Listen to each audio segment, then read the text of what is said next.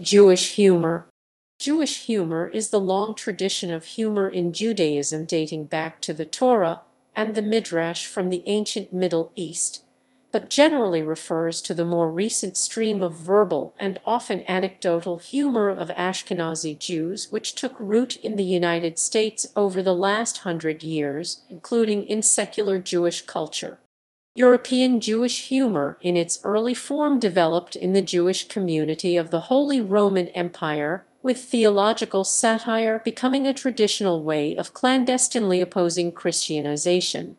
Modern Jewish humor emerged during the 19th century among German-speaking Jews of the Haskalah Jewish Enlightenment, matured in the shtetls of the Russian Empire, and then flourished in 20th-century America, arriving with the millions of Jews who emigrated from Eastern Europe between the 1880s and the early 1920s.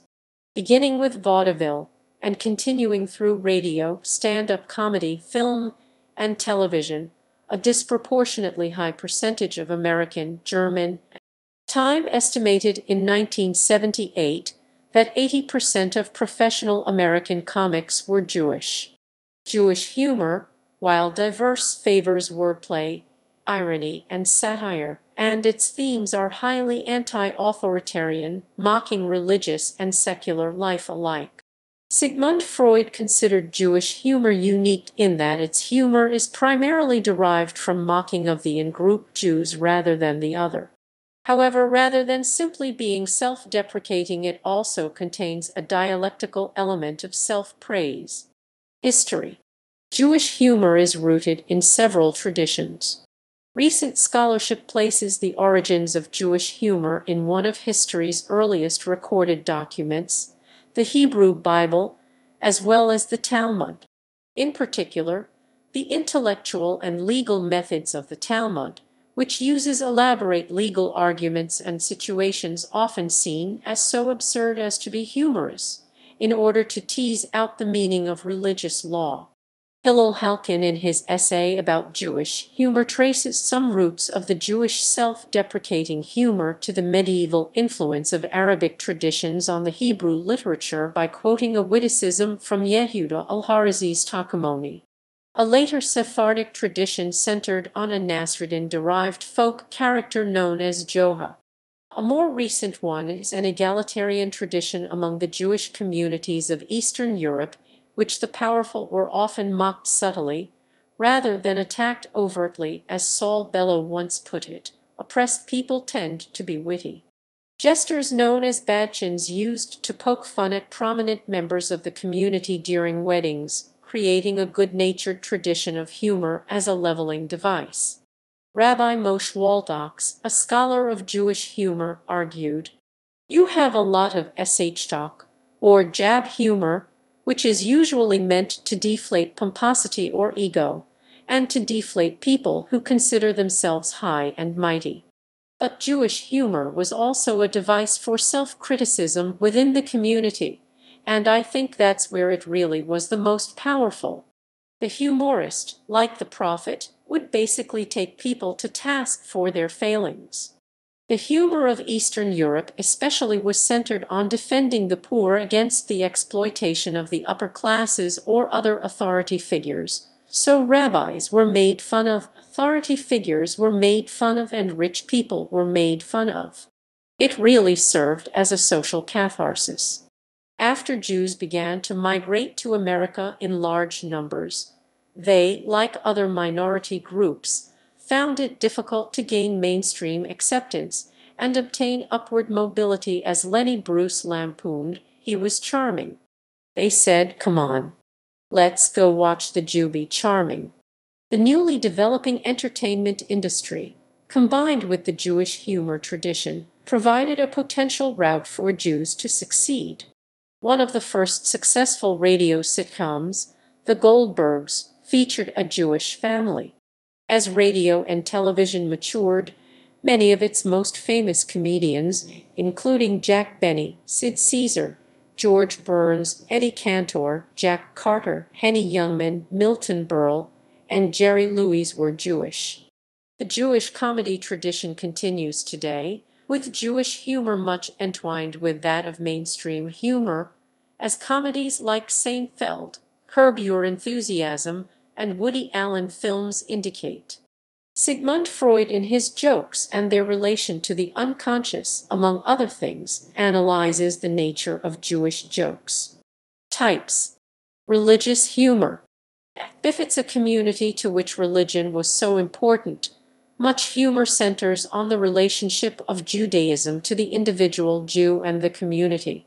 Two rabbis argued late into the night about the existence of God, and, using strong arguments from the scriptures, ended up indisputably disproving his existence. The next day, one rabbi was surprised to see the other walking into the shul for morning services. "I thought we had agreed there was no God," he said. "Yes, what does that have to do with it?" replied the other. The part left out is the fact that it was traditional to go to services, regardless of what one believed, and the rabbi was merely following that tradition. This is like the story of the boy who tells his rabbi he can't daven pray because he no longer believes in God. The rabbi merely tells him, yes God, no God, doesn't matter. 3 times a day you daven.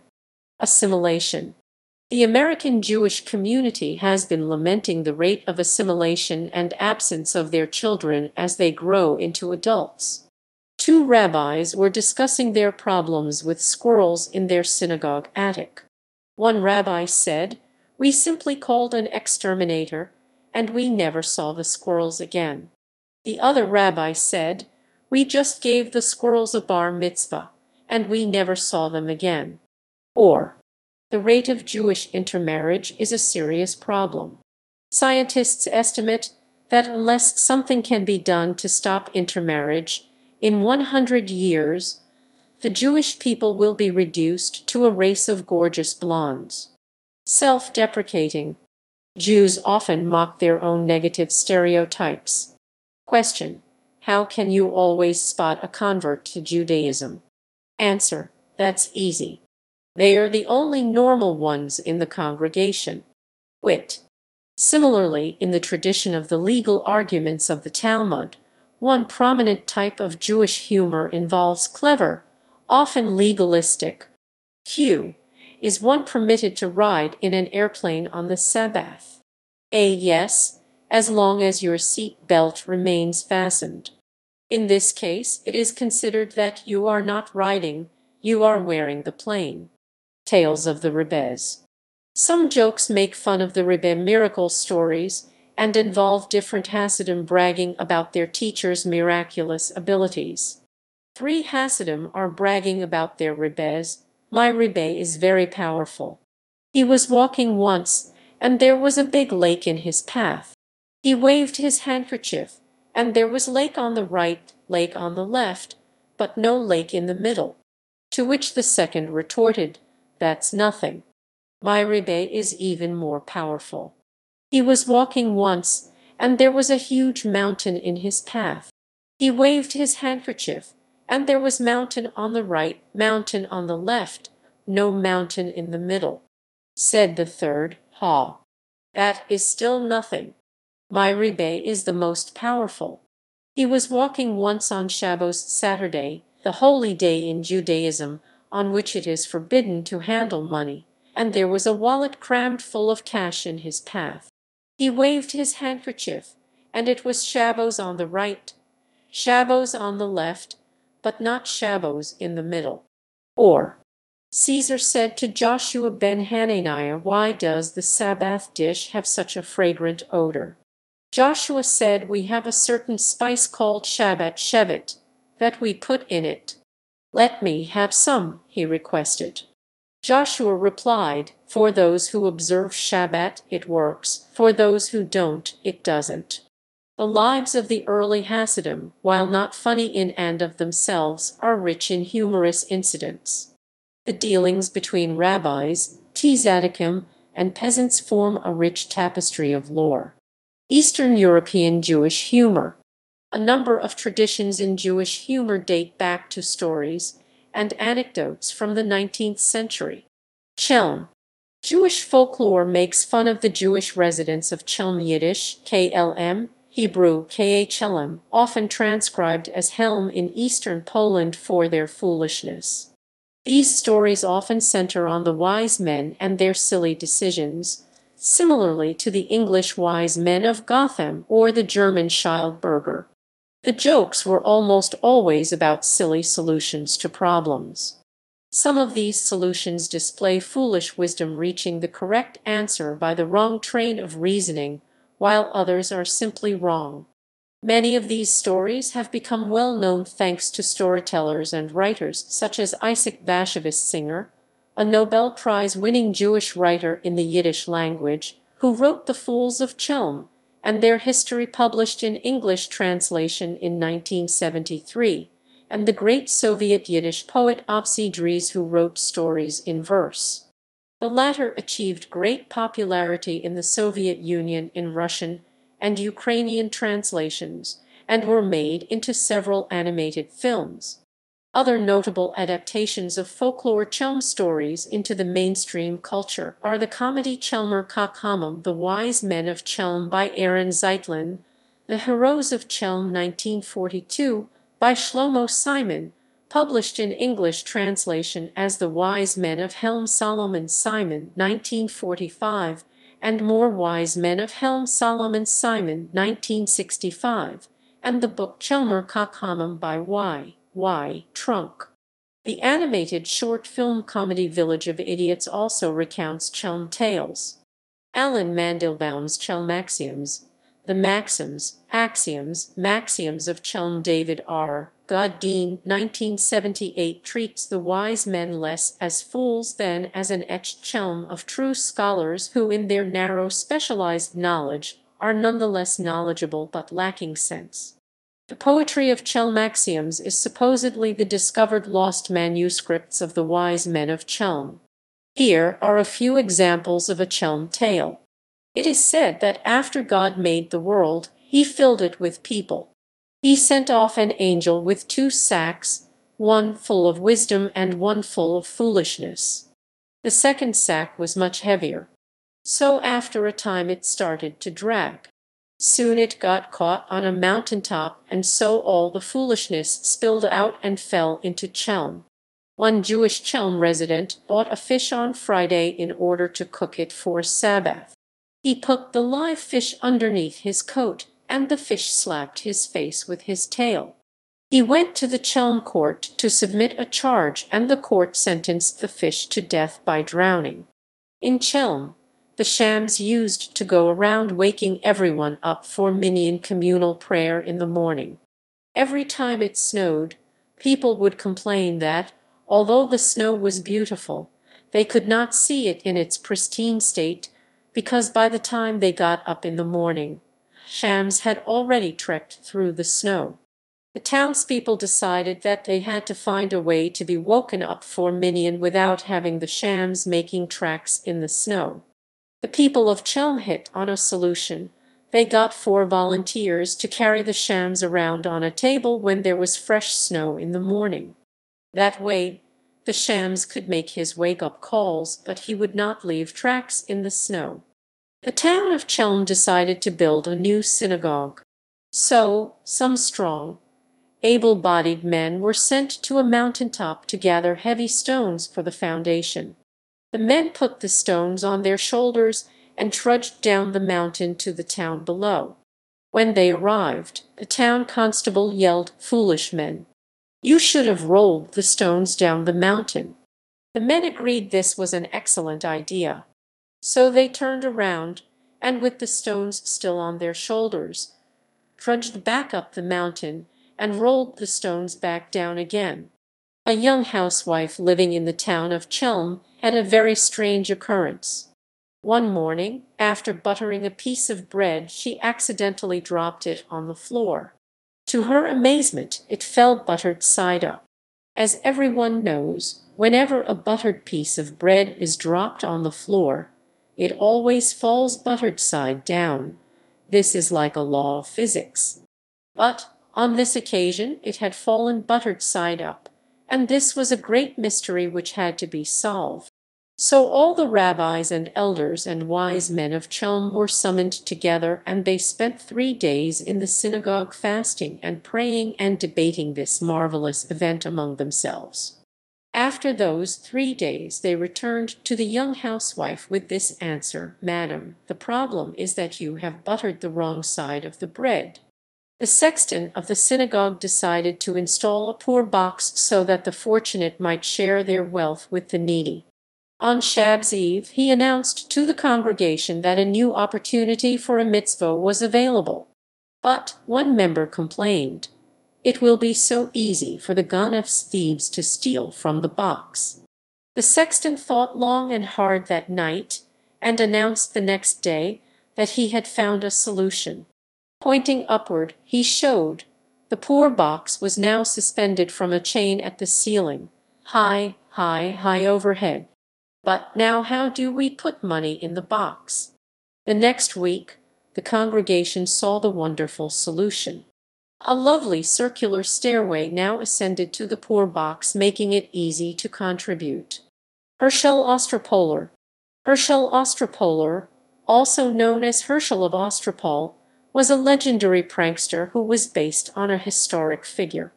Thought to have come from Ukraine, he lived in the small village of Ostropol, working as shochet, a ritual slaughterer. According to legend, he lost his job because of his constant joking, which offended the leaders of the village. In his subsequent wanderings throughout Ukraine, he became a familiar figure at restaurants and inns. Eventually he settled down at the court of Rabbi Boruch of Medzhibizh, grandson of the Baal Shem Tov. The rabbi was plagued by frequent depressions, and Herschel served as a sort of court jester, mocking the rabbi and his cronies to the delight of the common folk. After his death, he was remembered in a series of pamphlets recording his tales and witty remarks. He was the subject of several epic poems, a novel, a comedy performed in 1930 by the Vilna Troupe, and a U.S. television program in the 1950s. 2 illustrated children's books, The Adventures of Herschel of Ostropol and Herschel, and The Hanukkah Goblins, have been published. Both books were written by Eric Kimmel and illustrated by Trina Schart-Hyman. In 2002, a play entitled Herschel the Storyteller was performed in New York City. Humor about anti-Semitism. Much Jewish humor takes the form of self-deprecating comments on Jewish culture, acting as a shield against anti-Semitic stereotypes by exploiting them. First, Rabbi Altman and his secretary were sitting in a coffeehouse in Berlin in 1935. "Herr Altman," said his secretary, "I notice you're reading Der Stürmer. I can't understand why. A Nazi libel sheet. Are you some kind of masochist or, God forbid, a self-hating Jew?" "On the contrary, Frau Epstein. When I used to read the Jewish papers, all I learned about were pogroms, riots in Palestine, and assimilation in America. But now that I read Der Stürmer, I see so much more, that the Jews control all the banks, that we dominate in the arts, and that we are on the verge of taking over the entire world. You know, it makes me feel a whole lot better." Or, on a similar note, after the assassination of Tsar Alexander Roman II of Russia, a government official in Ukraine menacingly addressed the local rabbi. "I suppose you know in full detail who was behind it." The rabbi replied, "I have no idea. But the government's conclusion will be the same as always. They will blame the Jews and the chimney sweeps." "Why the chimney sweeps?" asked the befuddled official. "Why the Jews?" responded the rabbi. And another example, a direct slice of Galgian humor, gallows humor. During the days of oppression and poverty of the Russian shtetls, one village had a rumor going around. A Christian girl was found murdered near their village. Fearing a pogrom, they gathered at the synagogue. Suddenly, the rabbi came running up and cried, "Wonderful news! The murdered girl was Jewish."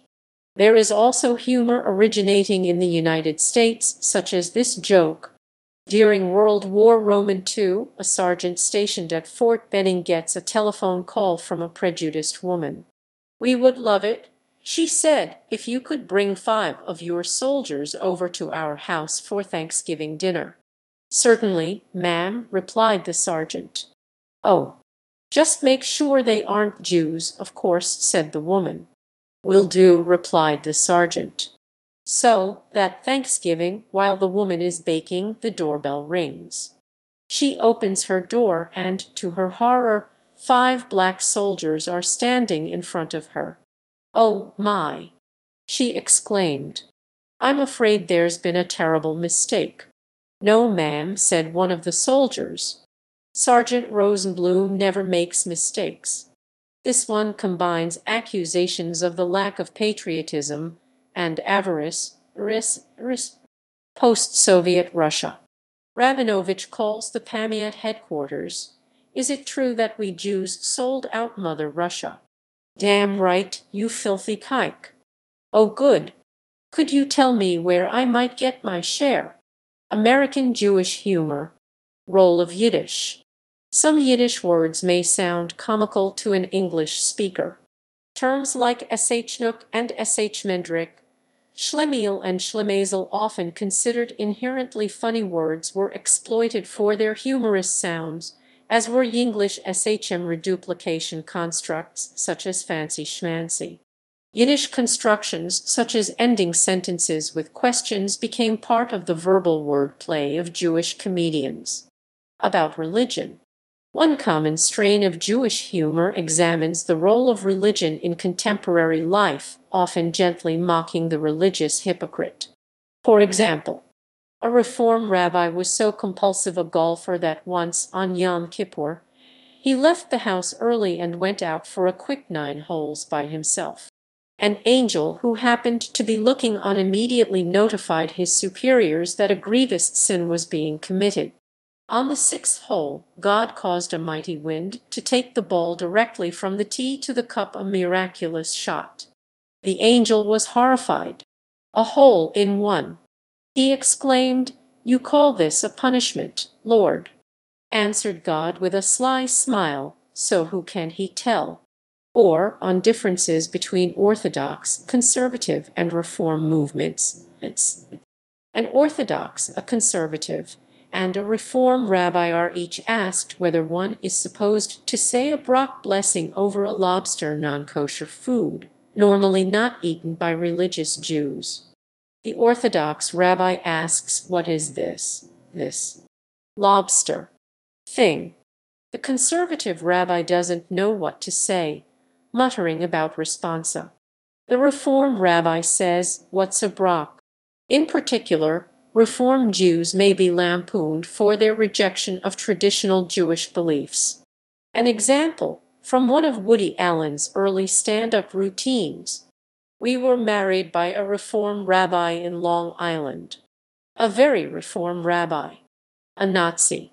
Jokes have been made about the shifting of gender roles in the more traditional Orthodox movement. Women marry at a young age and have many children, while the more liberal conservative and Reform movements make gender roles more egalitarian, even ordaining women as rabbis. The Reconstructionist movement was the first to ordain homosexuals, all of which leads to this joke. At an Orthodox wedding, the bride's mother is pregnant. At a conservative wedding, the bride is pregnant. At a Reform wedding, the rabbi is pregnant. At a Reconstructionist wedding, the rabbi and her wife are both pregnant. Often jokes revolve around the social practice of the Jewish religion. Man is rescued from a desert island after 20 years. The news media, amazed at this feat of survival, ask him to show them his home. "How did you survive? How did you keep sane?" They ask him as he shows them around the small island. "I had my faith. My faith as a Jew kept me strong. Come."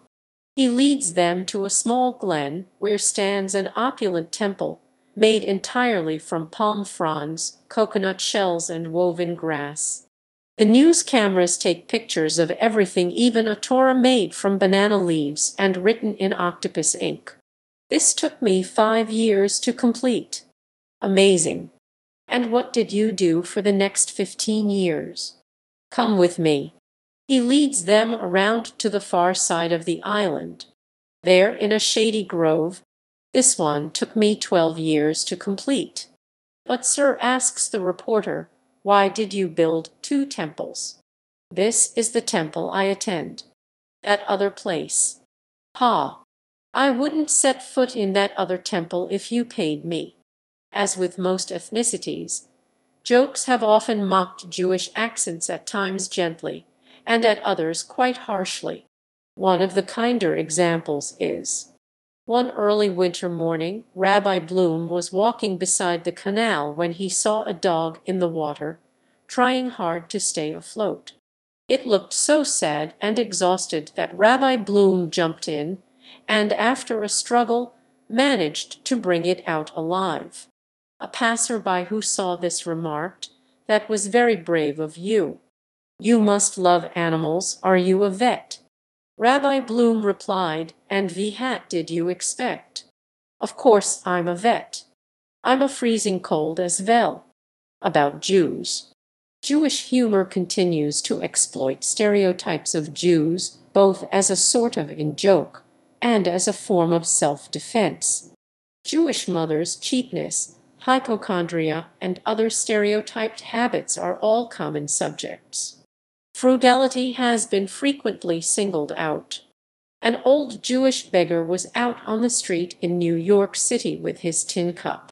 "Please, sir," he pleaded to a passerby, "could you spare 73 cents for a cup of coffee and some pie?" The man asked, "Where do you get coffee and pie for 73 cents in New York? It costs at least $1. The beggar replied, "Who buys retail?" Or, what did the waiter ask the group of dining Jewish mothers? "Pardon me, ladies, but is anything all right?" Or, what did the Jewish hotel owner keep in the sugar bowl? A fork. Or, a Catholic priest, a reverend, and a rabbi are discussing their income. The priest says, "I draw a circle on the ground, take the offering, and throw it up into the air. Any money that falls outside the circle is for the Lord, and the money that falls inside the circle is for me." The reverend says, "I do things almost the same, except the money that falls outside the circle is my salary, and the money that falls inside the circle is for the Lord." The rabbi says, "I do things quite different. I take the offering, throw it up into the air, and pray, 'Lord, take whatever you need, and feel free to send back the rest.'" Or, did you hear they built the first Starbucks in Israel? There's a fork in the sugar bowl. Or, a Buddhist monk goes to a barber to have his head shaved. "What should I pay you?" The monk asks. "No price for a holy man such as yourself," the barber replies. And what do you know? The next day the barber comes to open his shop and finds on his doorstep a dozen gemstones. Later that day, a priest comes in to have his hair cut. "What shall I pay you, my son?" "No price for a man of the cloth such as yourself." And what do you know? The next day the barber comes to open his shop and finds on his doorstep a dozen roses. Later that day, Rabbi Finkelstein comes in to get his payos sideburns trimmed. "What do you want I should pay you, you?" "Nothing for a man of God such as yourself." And the next morning, what do you know? The barber finds on his doorstep a dozen rabbis. Or, a Jewish man lies on his deathbed, surrounded by his children. "Ah," he says, "I can smell your mother's brisket. How I would love to taste it one last time before I die." So one of his sons hurries down to the kitchen, but he returns empty-handed. "Sorry, Papa." She says it's for the Shiva mourning period. or about traditional roles of men and women in Jewish families.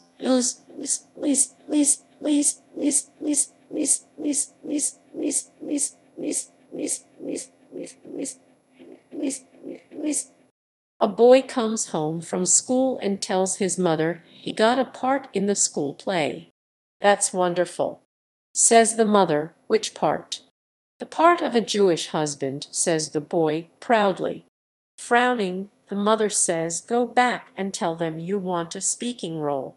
Or, a Jewish girl bemoans, "Finally, I meet a nice, rich Jewish boy. He's just like Papa. He looks like him. He acts like him. Oy vey, Mama hates him." Or, after performing a marriage, the rabbi gave some advice to the newlyweds. "The first 10 years are always the hardest," said the rabbi. "How many years have you been married?" they asked. 10 years, the rabbi replied. Or, on parenting from David Bader's Hakis for Jews, is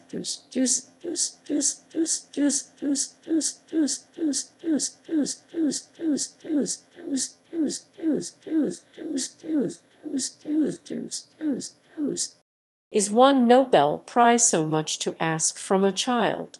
After all I've done. Or, two Jewish women meet in the park. One has her children with her.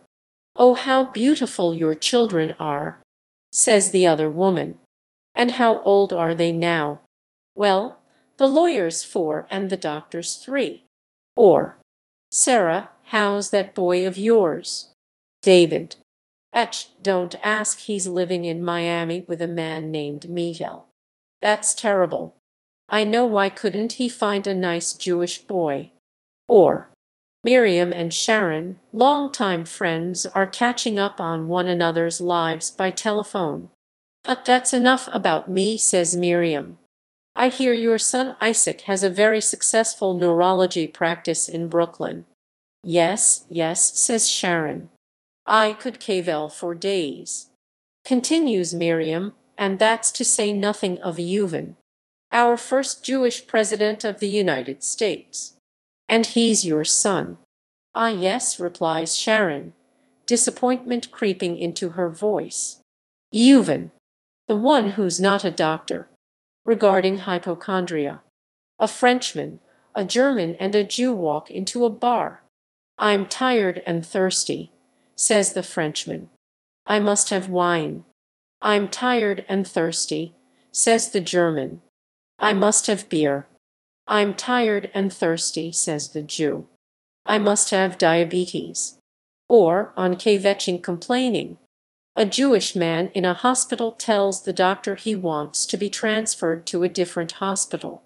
The doctor says, "What's wrong?" "Is it the food?" "No, the food is fine. I can't kvetch." "Is it the room?" "No, I can't kvetch." "Is it the staff?" "No, everyone on the staff is fine. I can't kvetch." "Then why do you want to be transferred?" "I can't kvetch." An old Jewish man riding on a train begins to moan, "Oi, am I thirsty, oi, am I thirsty," to the annoyance of the other passengers. Finally, another passenger gets a cup of water from the drinking fountain and gives it to the old man, who thanks him profusely and gulps it down. Feeling satisfied, the other passenger sits down again, only to hear, "Oi, was I thirsty? Oi, was I thirsty?" A version of that joke is quoted in Born to Kvetch, Yiddish Language and Culture in All Its Moods by Michael Wex, who writes, "It contains virtually every important element of the Yiddish-speaking mind set in easily accessible form: the constant tension between the Jewish and the non-Jewish, the faux naivete that allows the old man to pretend that he isn't disturbing anyone, the deflation of the other passenger's hopes, the disappointment of all his expectations after he has watered the Jew, and most importantly of all, the underlying assumption, the fundamental idea that kvetching complaining is not only about Christianity. Many Jewish jokes involve a rabbi and a Christian clergyman, exploiting different interpretations of a shared environment. Often they start with something like a rabbi and a priest, and make fun of either the rabbi's interpretation of Christianity or seeming differences between Christian and Jewish interpretation of some areas. A rabbi and a Catholic priest are having lunch in a restaurant. The priest's food arrives, a scrumptious-looking ham entree. The priest attacks his lunch, savoring every bite of the ham. Noticing the rabbi eyeing him, he asks, "So tell me, Rabbi Goldblum, have you ever had any pork before?" The rabbi hesitates. "Well, it's not for me to say." The priest pushes on. "Oh, come on, Rabbi. We're both men of God here. We can tell each other our sins. Nothing to it." Well, yes, as a matter of fact, I did have pork once." Smugly the priest teases him, "And a fine meat it was, wasn't it?" "Hey, hey. Yeah, I'll say." A few moments pass. The rabbi asks the priest, "Tell me, Father, have you ever had sex with a woman before?" "Why, of course. Well, before I took holy orders, that is." The rabbi smirks. "Better than pork, eh?" Or, much more succinctly, a Catholic priest says to a rabbi, "It seems to me that, since the Creator made pork, he must have made it for some purpose. Therefore, it must be a sin not to use it, don't you think? So, will you finally eat some pork?" The rabbi replies, "I will try some, Father, at your wedding." A few more examples. A rabbi once asked his old friend, a priest, "Could you ever be promoted within your church?"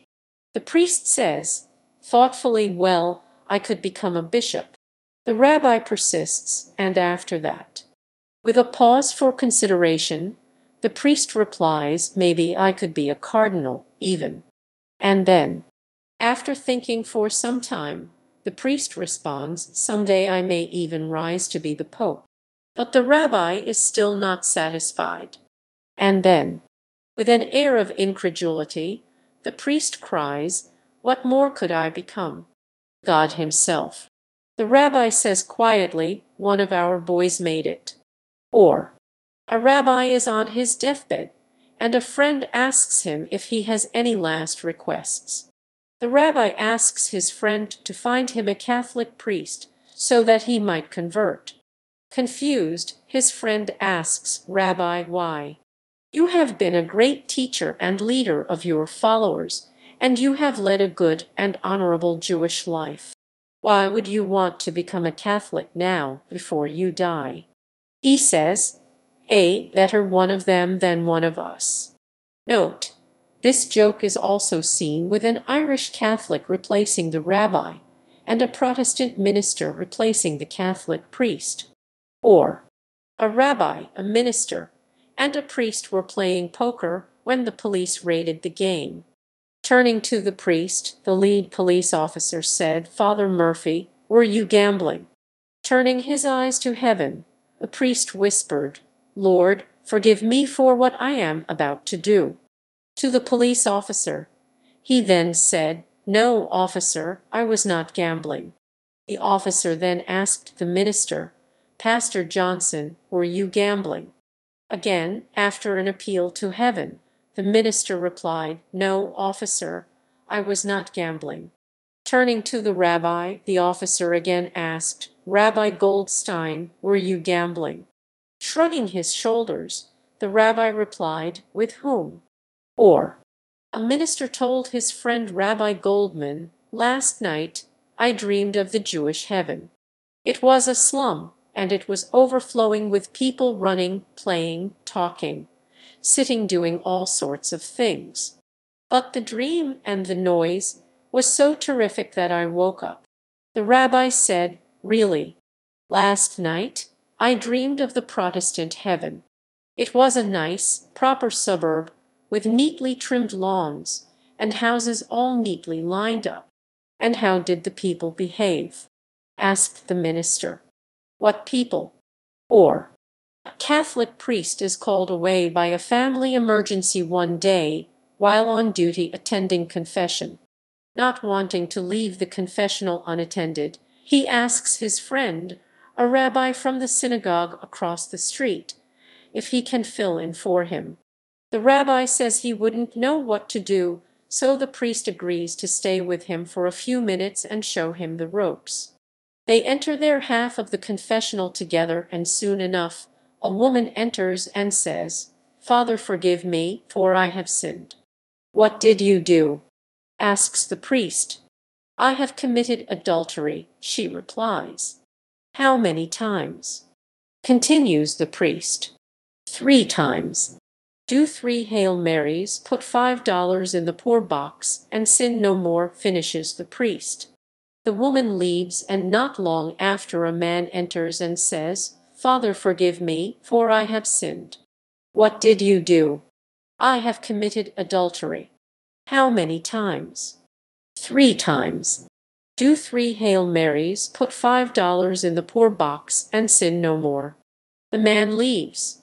The rabbi tells the priest he thinks he's got it figured out now, so the priest leaves, and the rabbi waits until another woman enters the confessional, who says, "Father, forgive me, for I have sinned." "What did you do?" asks the rabbi. "I have committed adultery," she replies. "How many times?" "Twice." "I tell you what," says the rabbi. "Go do it one more time and come back. We got a special this week, 3 for $5. And finally, possibly the most gigantic clash of religions. One pope, in the Dark Ages, decreed that all Jews had to leave Rome. The Jews did not want to leave, and so the pope challenged them to a disputation to prove that they could remain. No one, however, wanted the responsibility, until the synagogue sexton, Moish, volunteered. As there was nobody else who wanted to go, Moish was given the task. But because he knew only Hebrew, a silent debate was agreed. The day of the debate came, and they went to St. Peter's Square to sort out the decision. First the Pope waved his hand around his head. Moish pointed firmly at the ground. The Pope, in some surprise, held up 3 fingers. In response, Moish gave him the middle finger. The crowd started to complain, but the Pope thoughtfully waved them to be quiet. He took out a bottle of wine and a wafer, holding them up. Moish took out an apple and held it up.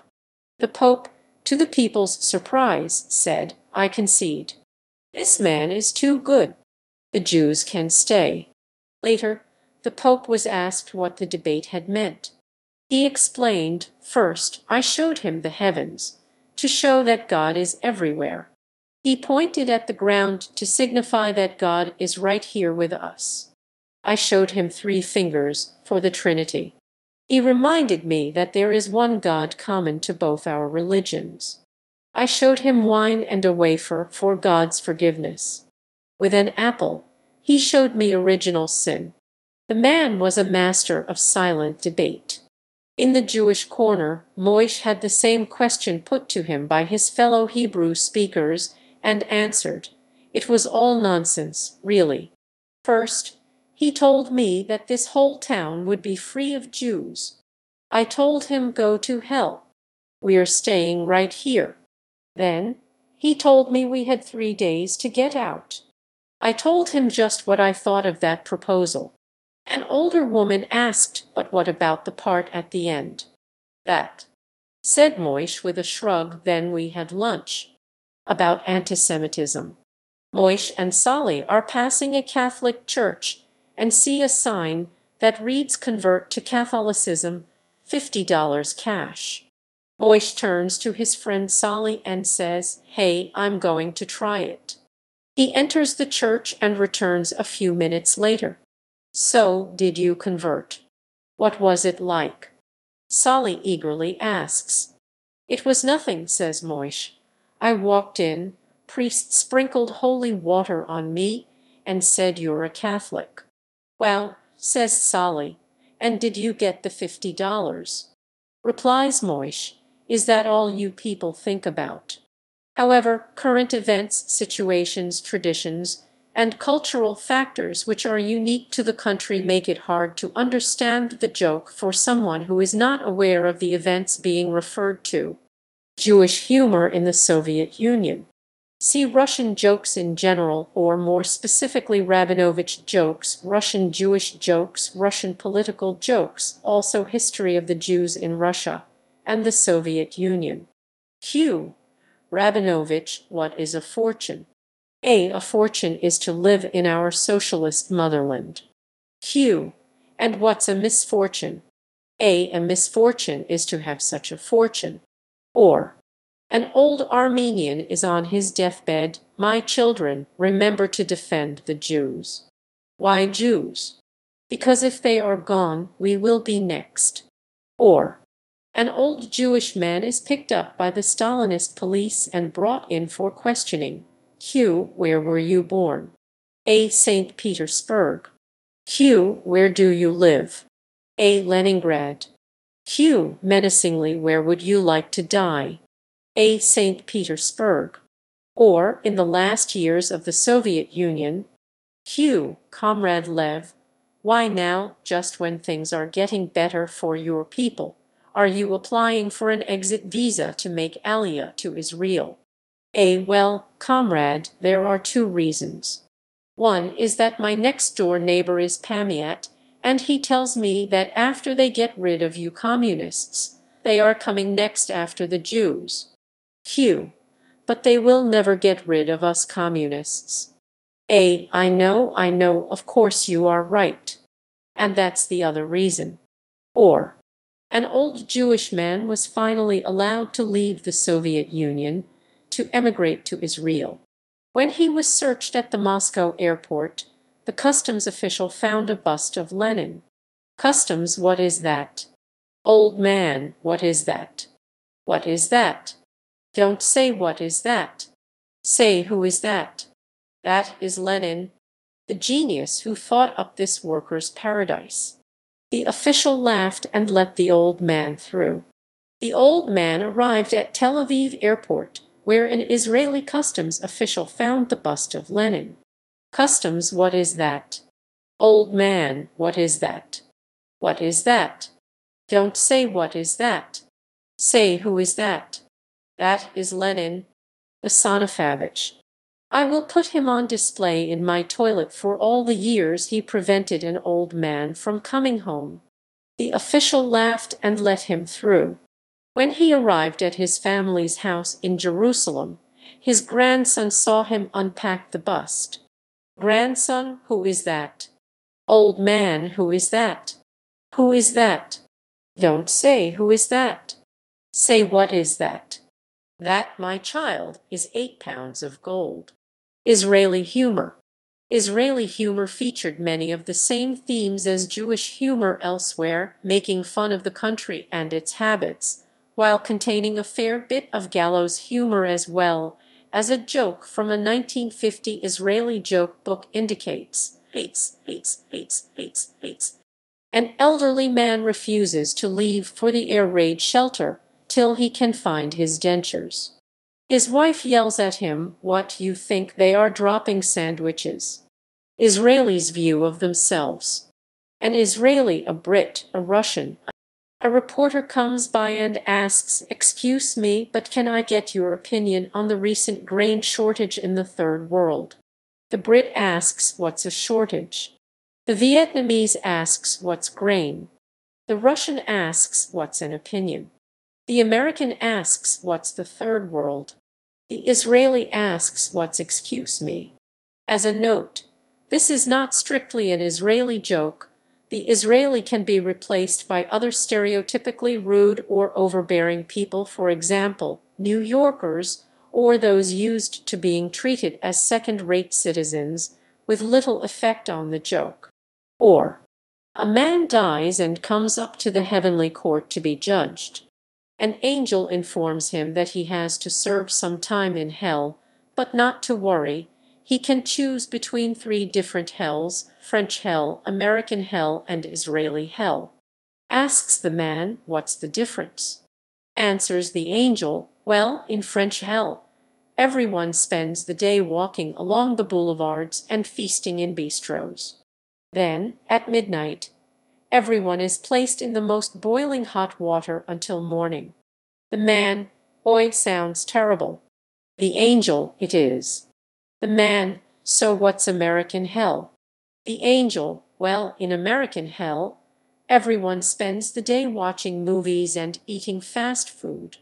Then, at midnight, everyone is placed in the most boiling hot water until morning. The man, oi, sounds terrible. The angel, it is. The man, so what's Israeli hell?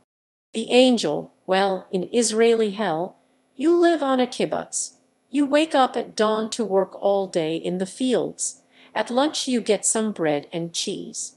Then, at midnight, everyone is placed in the most boiling hot water until morning. The man, that sounds horrible. Why would anyone want Israeli hell?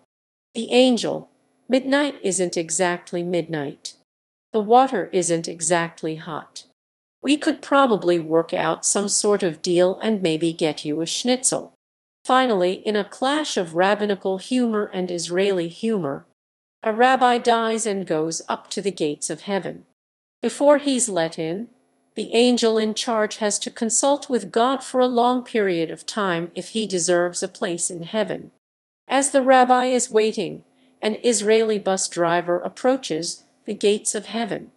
Without a second thought, the angel who was consulting with God let the bus driver through.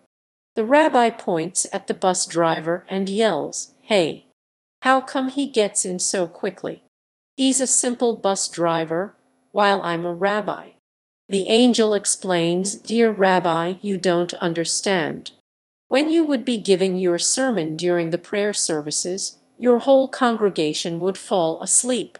When this bus driver drove towards Tel Aviv, all his passengers would be at the edge of their seats praying to God.